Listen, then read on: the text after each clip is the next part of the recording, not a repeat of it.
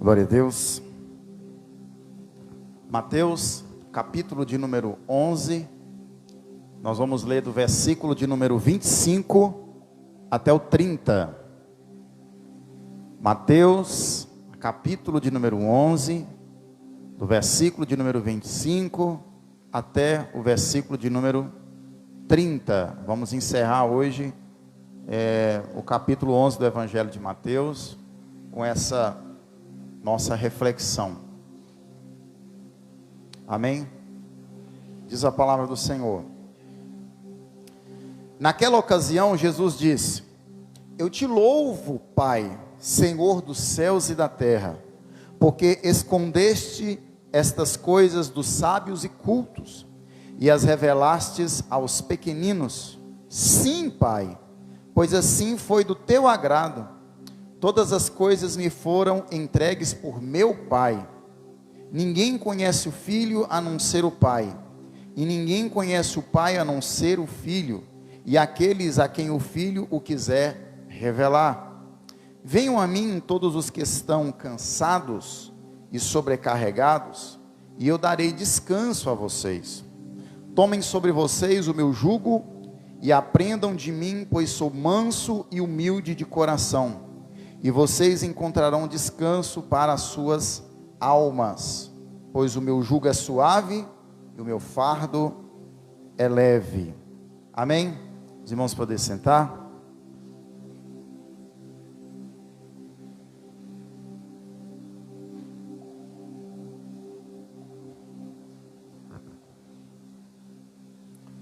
Na nossa última ministração, baseados nesse mesmo texto, nós pontuamos a respeito, primeiramente, do perigo da impenitência.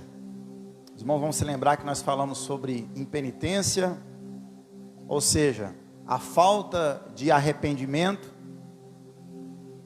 que reflete a indiferença.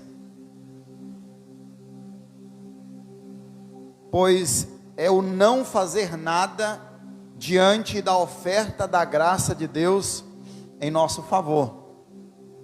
Nós aprendemos que, conforme nós somos agraciados, muitas responsabilidades acabam, de certa forma, repousando sobre os nossos ombros. Quanto mais iluminado, quanto mais agraciado nós somos, quanto mais nós temos o privilégio de vislumbrar as maravilhas do Senhor, mais responsabilidade nós teremos. Falamos também sobre os propósitos dos milagres de Jesus, os milagres que Jesus operou em seu ministério. Os irmãos vão se lembrar que na narrativa dos evangelhos nós temos 35 encontros onde Jesus ele cura pessoas enfermas. É claro que Jesus não curou apenas 35 pessoas, Jesus curou uma multidão.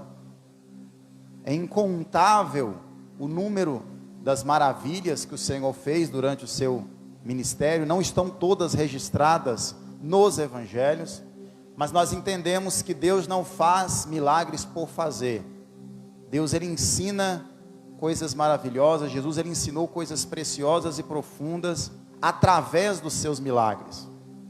Os milagres não são o fim do ministério de Jesus. Os milagres são uma ferramenta, um meio pelo qual Jesus se utilizou para exercer o seu ministério. Nós também falamos sobre a realidade da condenação em níveis mais profundos. Nós falamos sobre mais rigor no dia do juízo. Refletimos sobre essas coisas. Mas hoje, nós vamos dividir esse texto que nós acabamos de ler, em pelo menos 5 partes. Do versículo 25 até o versículo de número 30, e nós vamos dividir esse texto em 5 partes. Eu quero falar sobre como o orgulho pode nos distanciar da graça, e falar da humildade como o caminho para nós nos achegarmos a Deus. Nós falamos sobre isso aqui pela manhã, na escola. Segundo, vamos aqui pontuar que só Jesus proporciona aos pecadores o privilégio de conhecer verdadeiramente a Deus. Somente Jesus. Vamos falar também do convite universal de Jesus, ou o convite geral de Jesus, ou o convite de Jesus a todos.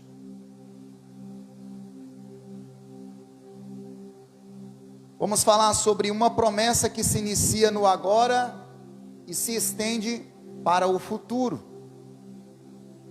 E por último lugar, nós vamos falar que Jesus é a nossa melhor companhia. Amém? Nossa melhor companhia. Irmãos, em primeiro lugar, nós precisamos nos atentar sobre como o orgulho pode nos distanciar da graça divina. O orgulho é um obstáculo terrível. Ultimamente a gente tem falado muito sobre isso. O orgulho, ele flui do coração daquele que era um ser que habitava com Deus. Esse anjo de luz, que nós chamamos de Satanás, que não era Satanás até então, mas ele foi dominado pelo orgulho. Algumas pessoas chamam ele de Lúcifer, embora essa palavra não esteja registrada na Bíblia. Nós entendemos que o orgulho nasce do coração dele, e por causa da queda do ser humano, o orgulho faz parte desse ser humano que nasce com um defeito. Eu vou dizer para os irmãos aqui, me perdoe a expressão, não me entenda mal, todos nós nascemos com uma maldição hereditária, chamada pecado. Eu creio nessa maldição hereditária, porque todos nós nascemos com pecado. Não como muitas pessoas ensinam, né? Que a pessoa vai para a igreja, depois tem que estar fazendo campanha de quebra de maldição. Isso tem nada de Bíblia, isso é invencionice.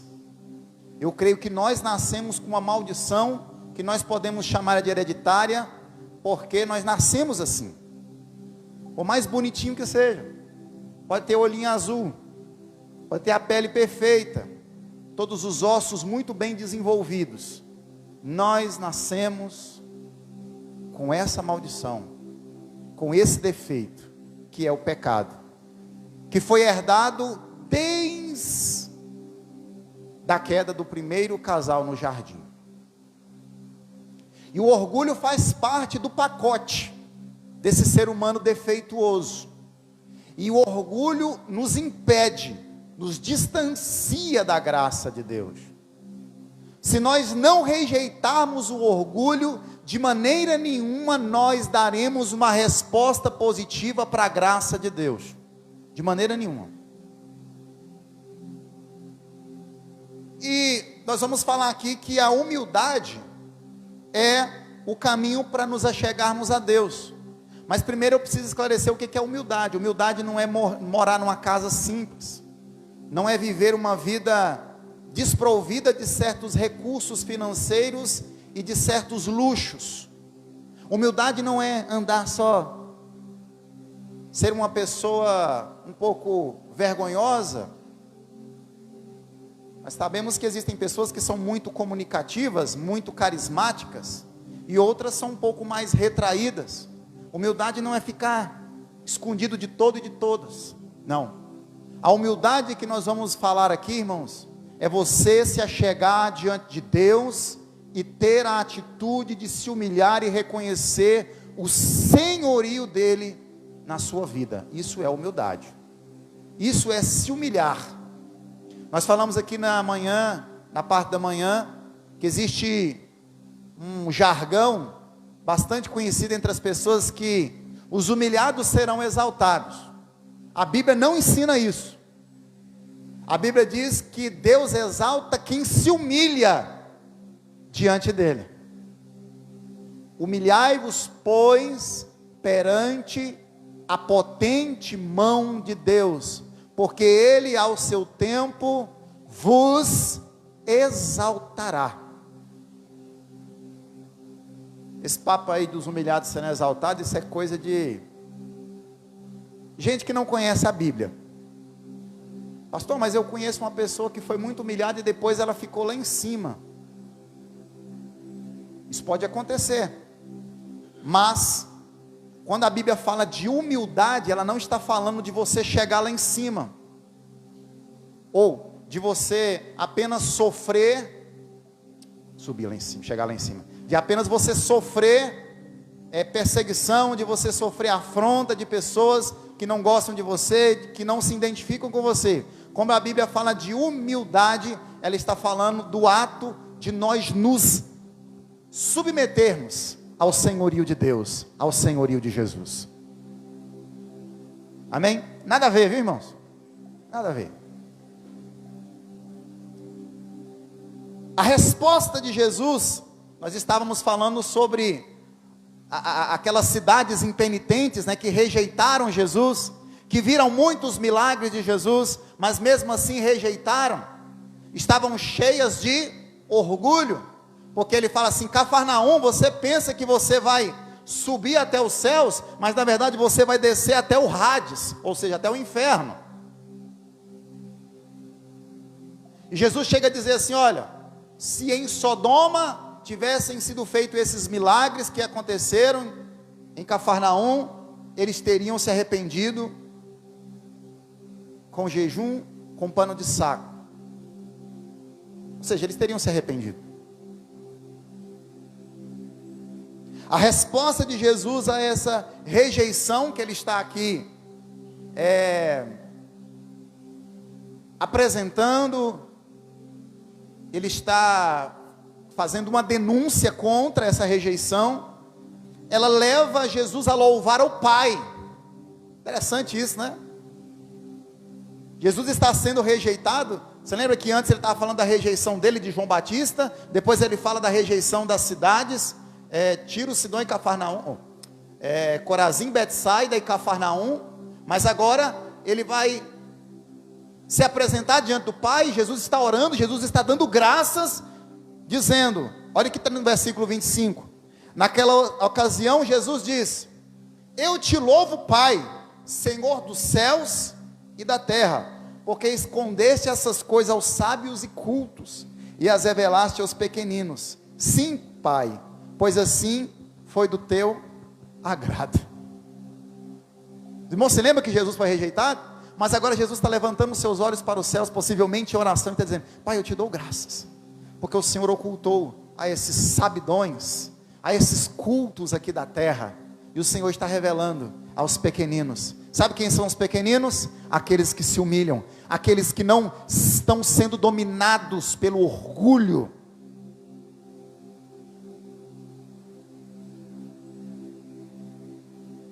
O fato de Deus ter se revelado desta maneira não foi um acidente.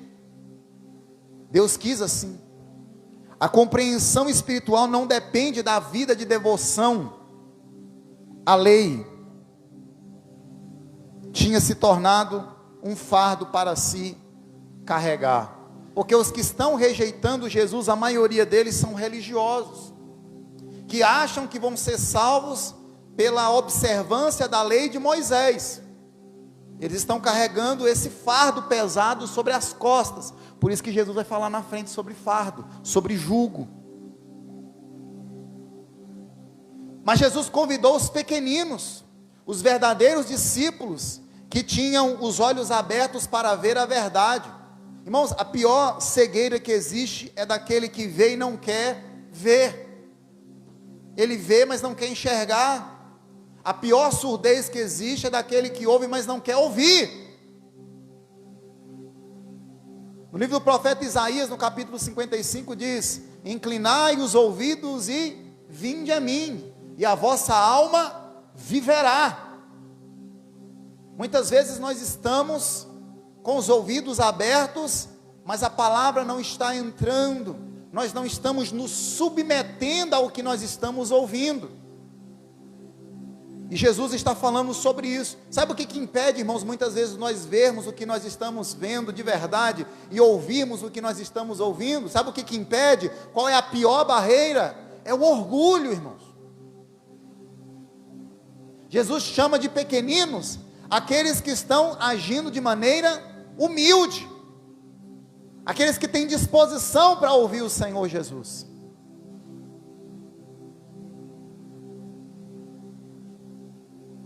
Aqueles que seguem a Cristo irão encontrar alívio no seu relacionamento, renovado com o Senhor, libertação pela culpa do pecado, libertação do medo e também do desespero. Jesus está dizendo: bendito seja Deus.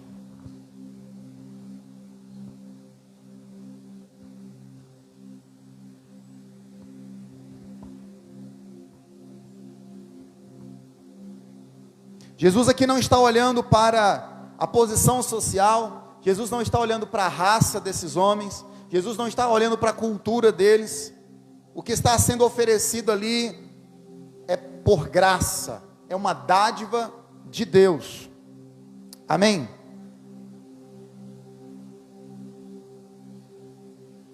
Segundo, irmãos, nós falamos sobre o perigo do orgulho e a importância da humildade para nós termos acesso à graça de Deus. O orgulho nos impede de acessar a graça, mas a humildade abre as portas para que nós possamos nos achegar até a graça. Mas em segundo lugar, só Jesus pode proporcionar aos pecadores o privilégio de conhecer verdadeiramente a Deus. Só Jesus. Olha o que está escrito no versículo 27. Todas as coisas me foram entregues por quem? Por meu Pai. Ninguém conhece o Filho a não ser o Pai, ninguém conhece o Pai a não ser o Filho, e aqueles a quem o Filho o quiser revelar. Jesus claramente afirmou o seu relacionamento com o Pai, de quem ele falou. Mas nós vamos aprender aqui pelo menos 3 coisas, irmãos. 3 coisas aqui nesse versículo 27. Grave bem isso. Primeiro, todas as coisas, Jesus está dizendo, foram entregues por quem? Jesus está afirmando, por meu Pai. Os irmãos se lembram que Jesus, por diversas vezes ele diz: a minha comida e minha bebida é fazer a vontade do meu Pai que me enviou. Amém? Então ele tinha consciência.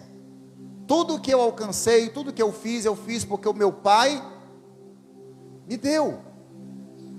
Meu Pai me entregou.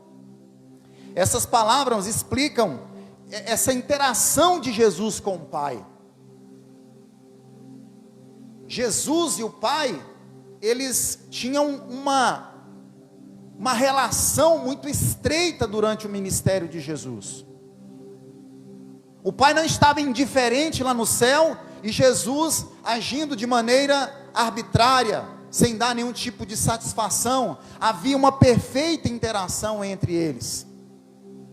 Por isso que Jesus disse para Filipe, porque Filipe queria ver o Pai, né? Revela, mostra-nos o Pai. Jesus diz: Filipe, há quanto tempo eu estou com você? E você está me pedindo isso? Quem vê a mim, vê o Pai. Isso não significa literalmente que Jesus é o Pai. Jesus é Jesus, o Pai é o Pai. No entanto, há uma harmonia, uma conexão, há uma relação extremamente estreita. Jesus é a única fonte de toda a revelação de Deus, revelação verdadeira. Segundo, ninguém conhece o Filho senão o Pai. No Antigo Testamento, irmãos, a gente sabe que a questão do conhecer, o verbo é yadar, o verbo yadar no hebraico, não é apenas conhecer, dizer assim: oi, beleza, tudo bem? Prazer em conhecê-lo. O termo conhecer, ele vai além disso, implica uma relação íntima.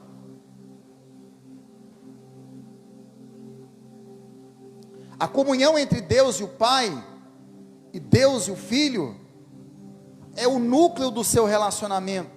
Aqueles que interpretam, algumas pessoas acham que Jesus, ele era apenas um grande mestre, um grande rabino, um grande benfeitor da sua época, um reformador político. Jesus não era apenas um mero personagem da história dos judeus. Eles que pensam assim, eles acabam ignorando afirmações como esta, afirmações que nos forçam a decidir se Jesus realmente é quem ele afirma ser. Jesus é o Filho de Deus, Jesus é o Messias, Jesus é o enviado do Pai, Jesus é o Verbo encarnado, Jesus é a perfeita manifestação da glória de Deus, Jesus é o Verbo de Deus, Jesus é a perfeita expressão, como está escrito lá na carta aos Hebreus, a perfeita expressão da glória de Deus.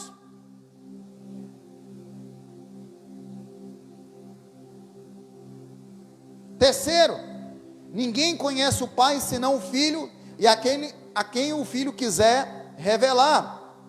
Para que qualquer outra pessoa possa conhecer a Deus, deve se revelar a esta pessoa. Isso é uma escolha do Filho. Deixa eu explicar isso aqui para os irmãos melhor. Eu fiz uma pergunta esses dias aqui para os irmãos aqui, e alguns responderam com sinceridade, mas às vezes a gente não para pensar bem nisso. Na nossa relação com Deus, no nosso contato com Deus, quem deu o primeiro passo? Foi você ou foi Deus? Foi Deus, gente. Desde antes da fundação do mundo,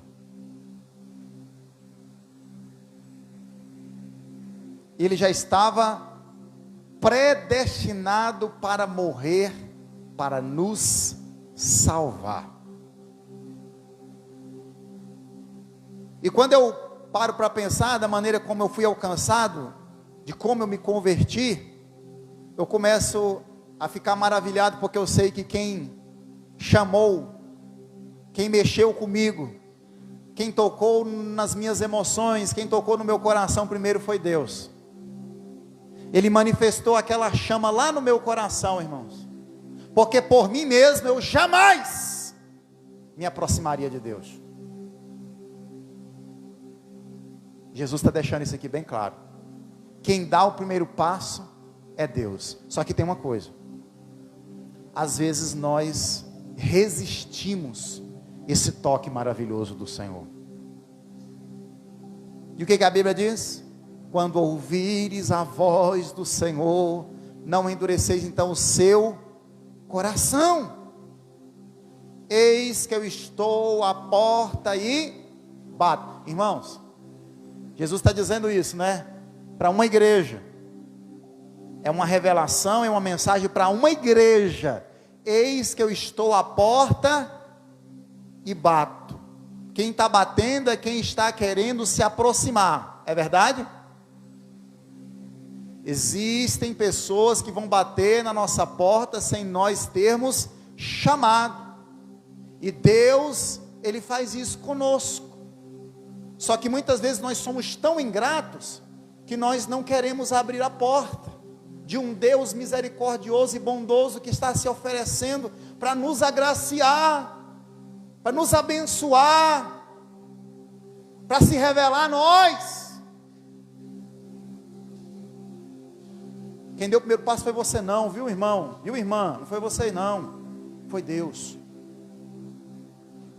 Por isso, quando eu olho para a palavra de Deus, olho para o ministério de Jesus, olho para as cartas de Paulo, eu posso afirmar: toda a glória seja dada a Ele. Ai de mim se não fosse Ele, ai de nós se não fosse Ele, ai da igreja se não fosse Ele. Porque dele, por Ele, para Ele, são todas as coisas. Nós éramos inimigos, e mesmo assim, lá em Romanos no capítulo 8, Paulo vai dizer assim, no capítulo 5, Paulo vai dizer: porque Deus prova o seu amor para conosco, em que Cristo morreu por nós, sendo nós ainda pecadores. Porque nós éramos inimigos, e mesmo assim, Ele se revelou, e Ele se entregou a nós. Agora imagine agora que nós somos amigos, imagine agora que nós temos comunhão com Ele.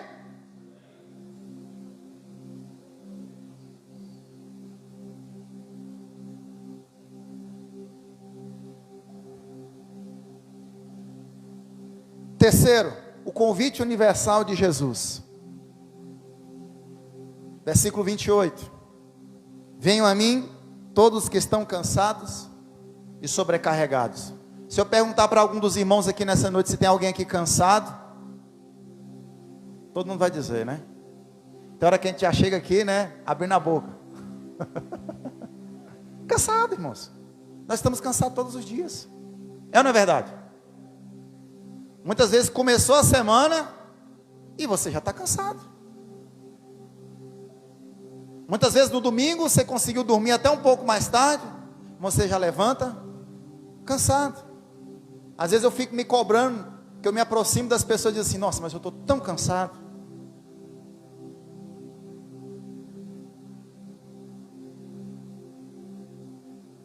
Hoje é domingo.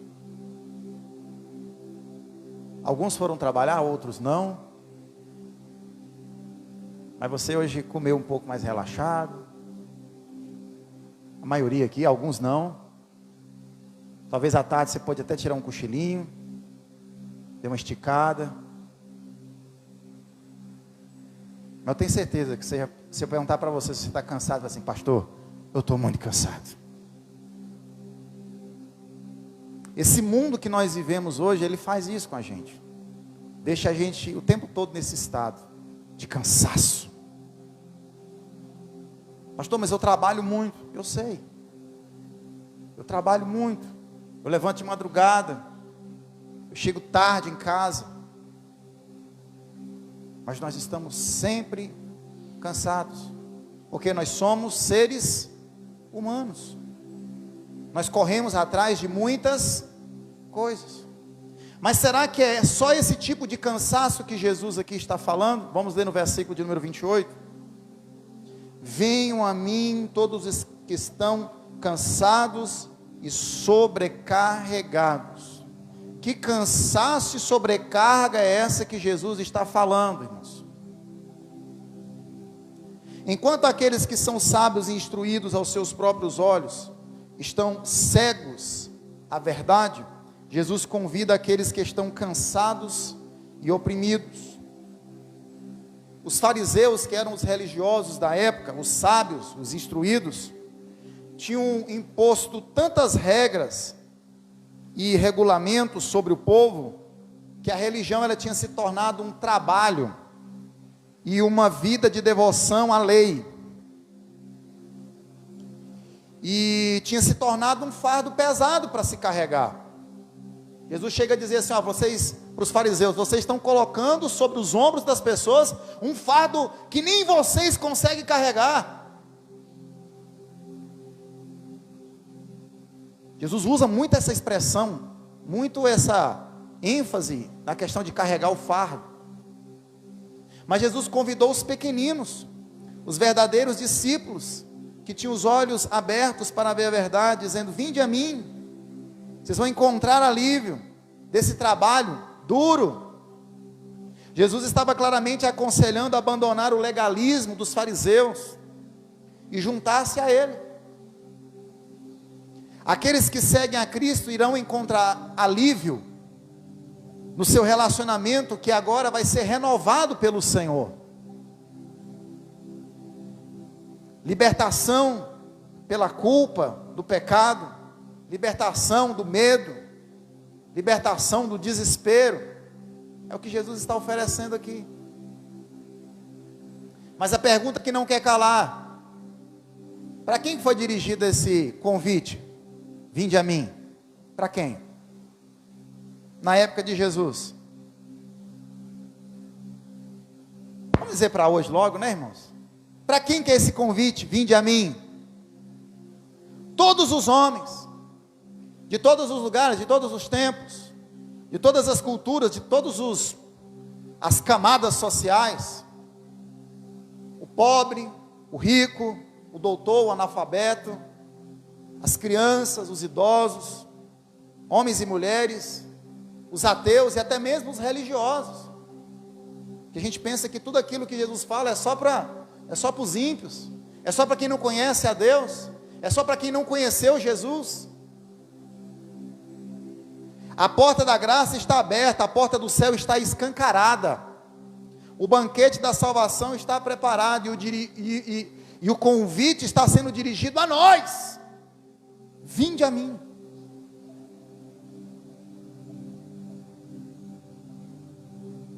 Aí uma outra pergunta: como que você deve estar para atender esse convite? Você já ouviu aquela pessoa que você fala de Jesus para ela e ela fica maravilhada com tudo aquilo que ela ouve e ela diz: pastor, eu vou fazer o seguinte, eu vou me preparar, eu vou largar o cigarro, eu vou largar isso, eu vou largar aquilo, e o dia que eu conseguir me libertar de todas essas coisas, eu vou para a igreja e vou ser um crente.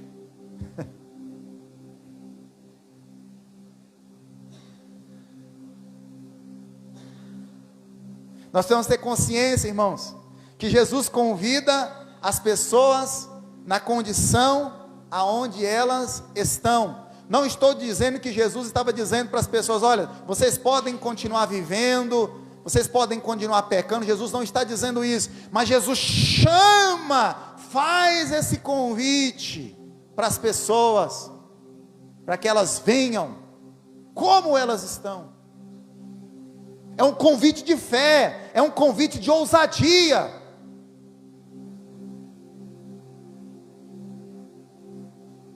É Ele quem vai trazer alívio, irmãos. É Ele quem vai dar a nós o descanso. É Ele que vai... Muitos estão descansando em Jesus, mas ainda há lugar para nós descansarmos nele também. Ainda há lugar. Tem um ministério, tem uma igreja até que tem esse lema, né? Ainda há lugar. Aqui não é a igreja de Deus no Brasil não, mas aqui também há lugar. Só nele você encontra descanso para a sua alma. Ele convida a todos para uma relação pessoal com Ele. Ele convida para ir a Ele. Ele é a fonte, Ele é o caminho. Ele é a porta, Ele é o mediador, Ele é o salvador, Ele é a vida eterna. Só Jesus nos satisfaz. Só Ele pode perdoar os nossos pecados, só Ele pode nos reconciliar com Deus. Só Ele pode nos guiar até o céu. Quem está na direção errada, irmãos, tem que pegar a direção certa do jeito que está. No meio do caminho, pega a direção certa. Mas já estou velho, já estou ultrapassado, já vivi muita coisa, já fiz muita besteira. Retoma o caminho. Jesus está dizendo: vinde a mim. Agora, uma outra pergunta é: o que leva Jesus a fazer esse convite? Por que Ele faz esse convite? Jesus faz esse convite não é porque Ele precisa, ou porque Ele seja incompleto sem nós. Deus sem o ser humano, Ele continua sendo Deus. Jesus sem cada um de nós aqui, Ele continua sendo Jesus. Ele continua sendo o Salvador.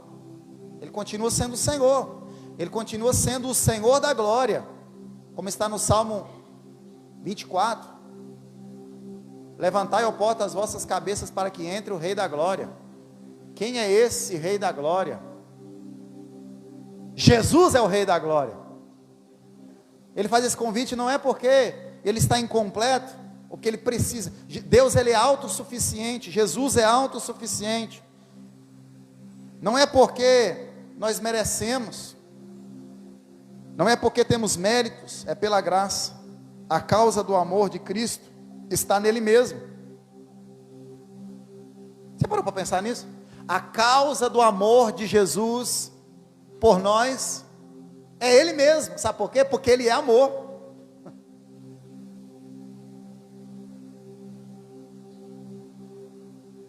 Não é porque é algo especial em nós, irmãos, é porque Ele é amor. Deus é amor. João diz assim, ó: nós o amamos porque Ele nos amou primeiro. E Deus é amor. A sua essência é amor. Então por que Ele nos ama? Por que Ele nos chama? Porque Ele é amor.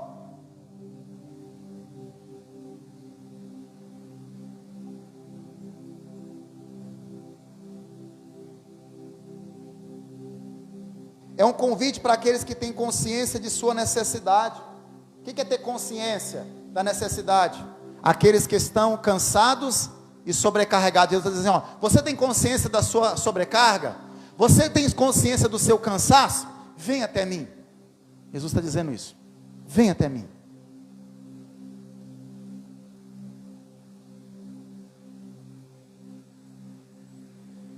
O convite da salvação não é oferecido àqueles que se julgam bons, justos, merecedores. O convite da salvação é endereçado àqueles que têm consciência de sua necessidade, pecadores, injustos.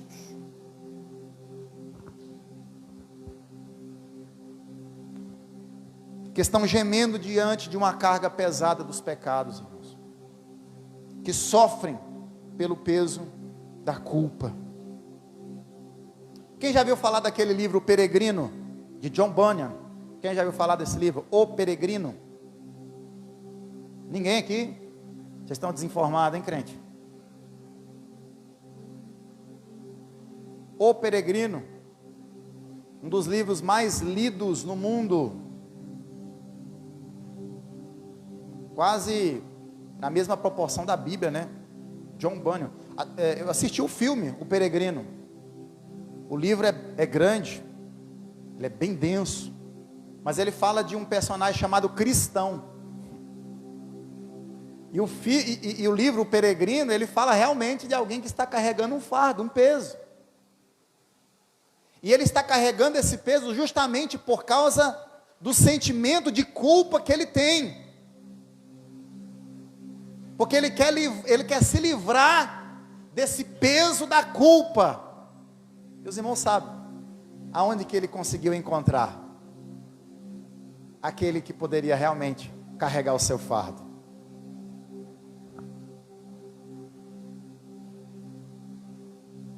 Em quarto lugar, uma promessa que se inicia no agora e se estende ao futuro. Do versículo 28, a parte B ao 29. Eu darei vocês. Jesus está chamando. E Ele está dizendo, eu vou dar descanso para vocês. Tomem sobre vocês o meu jugo e aprendam de mim, pois sou manso e humilde de coração, e vocês encontrarão descanso para as suas almas. Amém? Isso pode... Eu ouvi uma mensagem ontem a respeito do livro de Jó, e eu fiquei um pouco balançado, ouvindo essa mensagem fundamentada no livro de Jó. Eu comecei a perceber que Jó, no capítulo 1 e 2, ele tem o testemunho de Deus, dizendo que ele é um homem reto, íntegro, temente a Deus e se desviava do mal. Mas no capítulo 3, Jó pede para nunca ter nascido. Irmãos, uma pessoa que pede para nunca ter nascido, o que ela está querendo? Ela está querendo viver? Não. E do capítulo 3 em diante, até o encontro de Deus com Jó, são diálogos entre os amigos de Jó e Jó. Respostas que são dadas por causa do sofrimento. E aquele momento de dor na vida de Jó foi suficiente para que ele desejasse nunca mais ter nascido. Jó não estava correto. Jó não estava afrontando a Deus.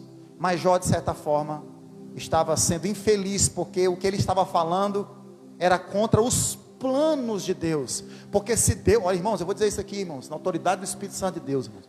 Se Deus permitiu que você nascesse, é para a glória do nome dEle. Você não nasceu em vão, não.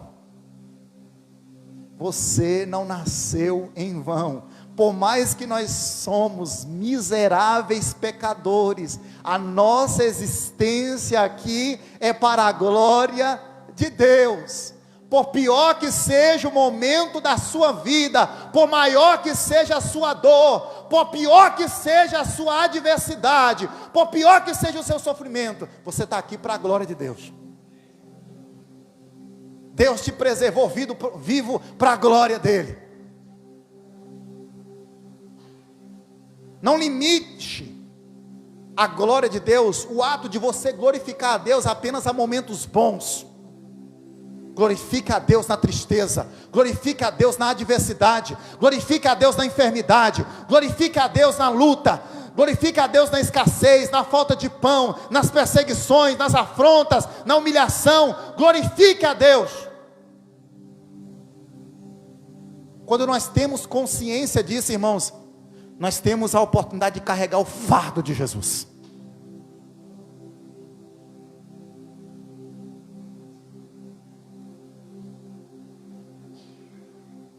Nós não encontraremos esse descanso, irmãos, na religiosidade da denominação. Nós não encontraremos descanso nas crenças, nas obras de caridade, nas preces, na yoga, na psicologia, na autoajuda. Nós não encontraremos descanso nessas coisas, nos medicamentos. Só Jesus pode nos dar o verdadeiro descanso para as nossas almas. Nós vivemos num mundo da busca pelo prazer, desenfreada pelo prazer. Um mundo que corre atrás da satisfação, da felicidade, de ser alguém muito bem conhecido, de ser alguém muito famoso, e assim por diante. Eu estava dizendo aqui que cursos e mais cursos e mais cursos, e segredos para a felicidade, e segredos para a riqueza estão sendo vendidos para as pessoas. Mas o descanso nós encontraremos em Jesus. O descanso não está no fundo de uma garrafa. O descanso não está na cama do adultério. O descanso não está no alívio, nas fantasias das drogas. O descanso não está no sucesso que o mundo pode nos oferecer. O descanso não está no dinheiro.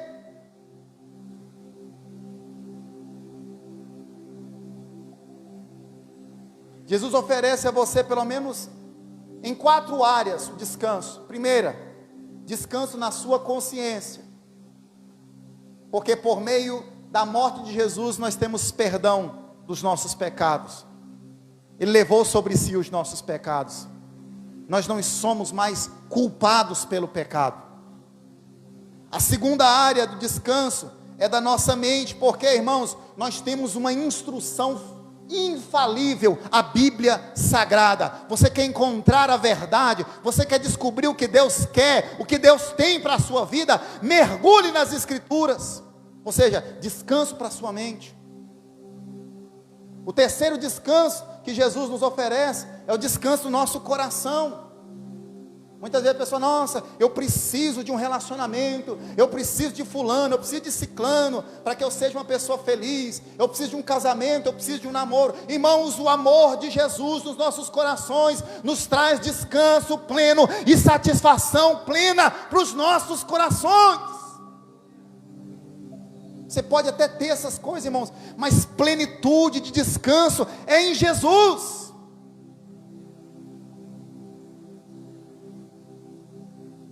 O quarto descanso é o descanso para a alma. A certeza que nós temos do amor de Jesus, do perdão de Jesus e da graça de Jesus. Sabe o que isso faz com a gente, irmão? Você botar a sua cabeça no travesseiro e dormir tranquilo. Em quinto lugar, Jesus é a nossa melhor companhia. Tome para vocês o meu jugo e aprendam de mim, pois sou manso e humilde de coração, e vocês encontrarão descanso para as vossas almas, pois o meu jugo é suave e o meu fardo é leve. Jesus está falando sobre jugo. Os irmãos sabem que o jugo é um instrumento de trabalho, que eram colocados ali sobre os animais, para que fossem arrastados ali algumas cargas. A canga que era utilizada, que era colocada ali em animais, no boi. O desafio que Jesus está nos trazendo aqui com essa mensagem de encorajamento é trabalhar, é caminhar do lado de Jesus. Amém, gente? É do lado de Jesus. Jesus está conosco. Ele nos ajuda a levar o nosso fardo. Às vezes você pensa que você está sozinho, não é? Eu estou sozinho, está tão pesado, ninguém me ajuda, ninguém olha para mim, ninguém se importa comigo. Jesus está do seu lado, Ele está contigo, Ele é conosco. O jugo também sugere alívio considerável do nosso trabalho. O jugo de Jesus de alguma forma facilita o trabalho, uma vez que Ele mesmo nos capacita para fazer a sua obra. Existem coisas que às vezes eu olho, que eu tenho que fazer, eu falei, Jesus, mas eu sou tão pequeno, eu sou tão incapaz. Eu me lembro, quando eu estava morando no Nordeste, uma pessoa, ela falou algo comigo, eu não sei se foi desdenhando, eu não sei se foi me menosprezando, só sei que ela falou assim para mim, assim, eu não sei de onde sai tanta coisa. Eu falei assim, é graça, é Jesus na minha vida. Assim, eu não sei de onde sai tanta coisa. É graça, irmãos. É graça. Nós vamos olhar muitas vezes para nós mesmos, para a nossa condição, e falar assim, Senhor, e agora? O que eu falo? Não é para mim, eu não tenho condição.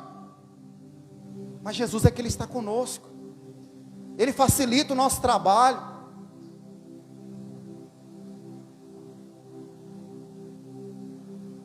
O jugo também, ele fala de submissão. O homem sempre será escravo. Ou você está debaixo do jugo de Jesus, ou você está debaixo do jugo do pecado. O que é melhor? O jugo do pecado escraviza, o jugo de Jesus liberta. O jugo do pecado mata, porque o salário do pecado é a morte, mas o jugo de Jesus dá vida. Jesus nos chama para uma vida discipulada. Aprendei de mim, porque sou manso e humilde de coração. Jesus nos chama não apenas para a salvação, mas também para o discipulado, irmãos. Nós precisamos crescer, todos os dias nós podemos crescer. Eu tenho 50 anos que eu estou na igreja, pastor, eu não preciso mais aprender nada. Precisa sim, todos os dias eu estou aprendendo, e até o dia que eu morrer, irmãos, enquanto eu tiver condição de aprender alguma coisa, eu quero aprender com Jesus. Nós precisamos aprender. Ele tem muitas coisas para nos ensinar.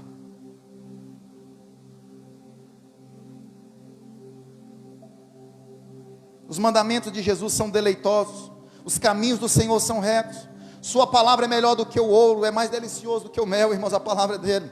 Jesus é manso e humilde, Ele não oprime, Ele liberta. Ele não condena, Ele perdoa. Ele não esmaga, Ele alivia. Ele restaura o caído, Ele levanta o abatido, Ele põe de pé o que está prostrado. Ele reergueu Davi depois do adultério, Ele levantou Pedro depois que Pedro negou 3 vezes. Ele libertou Maria Madalena, Ele deu salvação a Zaqueu. Esse é Jesus. Ele curou o cego. Ele deu um novo sentido de viver para aquela mulher samaritana. Ele pode fazer o mesmo com cada um de nós.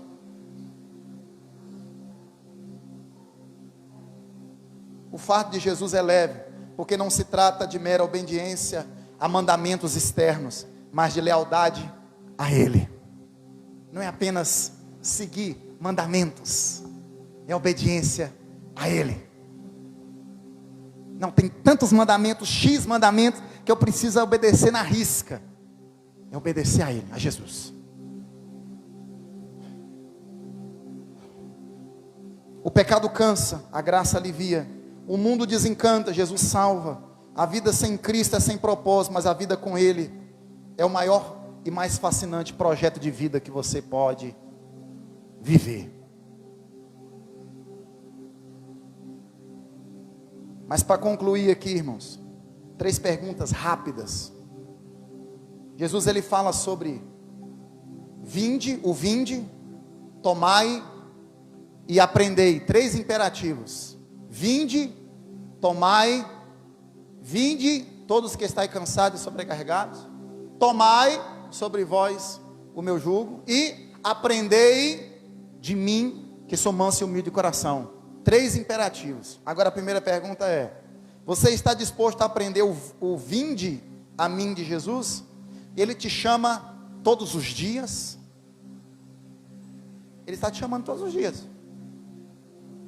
Vem falar para mim que vira e mexe você está se sentindo sobrecarregado. Ele está te chamando, ele está dizendo assim: olha, eu vou carregar esse negócio com você. Se acalma aí, aquieta o teu coração, aprenda a confiar em mim, aprenda a olhar para mim. A segunda pergunta: qual é o jugo que você tem carregado ultimamente?